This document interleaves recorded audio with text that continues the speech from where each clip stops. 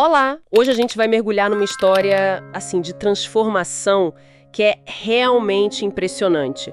Uma das mais marcantes do início do cristianismo. Com certeza. Vamos falar de uma figura que começou de um jeito e terminou de outro completamente diferente. Exato. De perseguidor implacável a talvez o maior divulgador da fé que ele mesmo combatia antes. Estamos falando de Saulo de Tarso, né? Que depois ficou conhecido como o apóstolo Paulo. Exatamente, Paulo. Entender essa virada na vida dele é fundamental para a gente captar como o cristianismo se espalhou e, bom, como muito do pensamento cristão foi moldado. Então vamos lá. Quem era esse Saulo antes de tudo?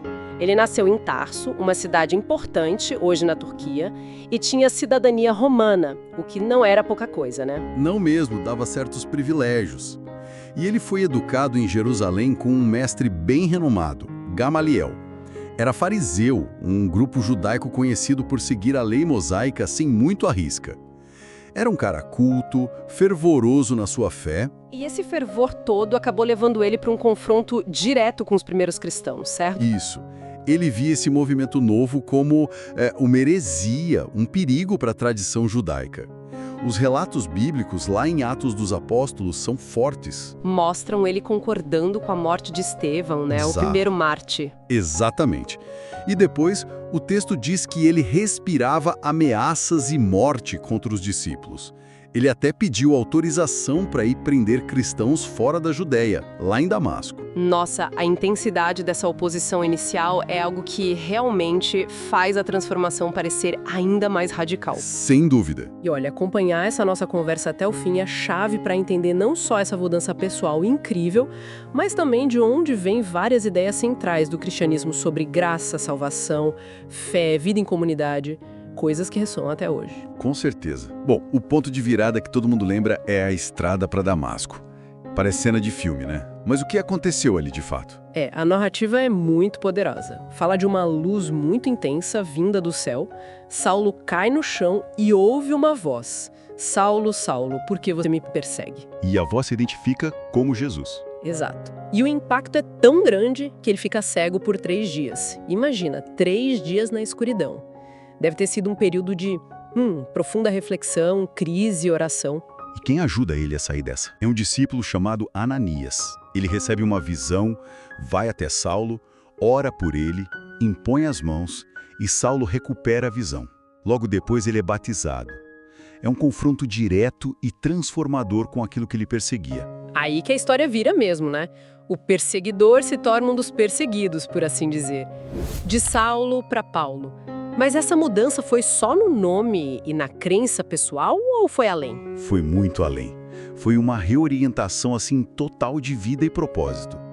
Paulo pegou toda aquela energia, aquela inteligência e canalizou para espalhar a mensagem de Cristo. E ele fez isso de um jeito bem específico, né? Focando nos não-judeus. Exato, nos gentios. Isso foi revolucionário, abriu o cristianismo para o mundo greco-romano. Ele fez várias viagens missionárias. Chipre, Ásia Menor, Grécia. Fundou comunidades cristãs em cidades super importantes como Éfeso, Corinto, Filipos. Ele foi um estrategista mesmo, na expansão da fé. E ele não ficava só na pregação, né? Ele deixou um legado escrito enorme.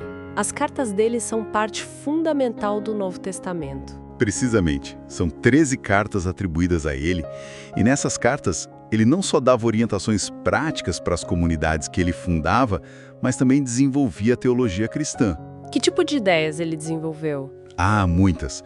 Por exemplo, a justificação pela fé. A ideia de que a pessoa é aceita por Deus pela fé em Jesus e não só por seguir a lei judaica. Isso está muito forte em Gálatas e em Romanos. Isso é central, né? Muito. E também a questão da graça de Deus.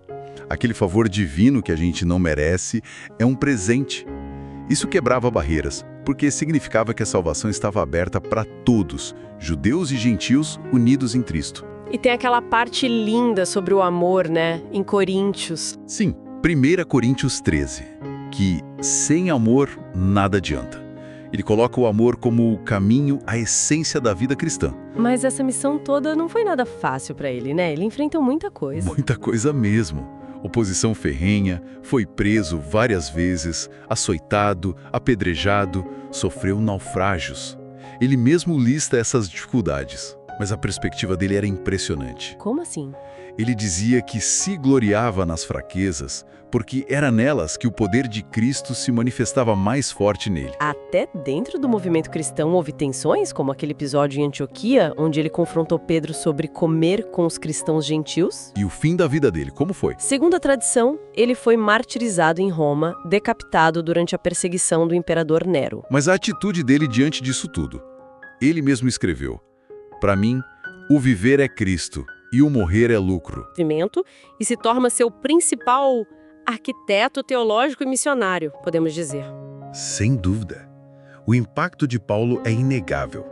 As interpretações que ele fez dos ensinos de Jesus, a teologia dele focada na graça, na fé, a visão de uma igreja universal, tudo isso moldou o cristianismo por séculos e continua influenciando bilhões de pessoas.